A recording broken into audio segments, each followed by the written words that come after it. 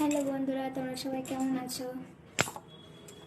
আমি কালকে রাতে রান্না করেছিলাম, মানে আমার বর রান্না করেছিল, তো সেই রান্না ছিল। তো আজকে বললো যে রান্না করতে হবে না, দুপুরবেলা খেয়ে নেবো ওই রান্না। তো খেয়ে দুজনারই ঠিকঠাক হয়নি, আমাকে আবার বললো যে তাড়াতাড়ি রান্না করো।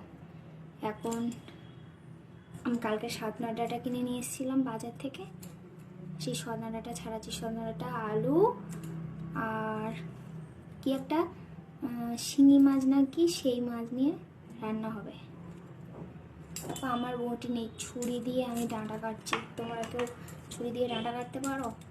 আমি আগে পারতাম না, এখন পারি। এখন অনেক কিছুই পারি। আগে মার হাতে রান্না, শুয়ে শুয়ে মার হাতে রান্না খেতাম, এখন রান্না করে খেতে হয়।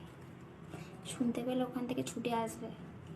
আমি আস্তে আস্তে তোমাদের সাথে গল্প করছি, তোমরা যেন বলো না। টাটা টাটা বন্ধুরা।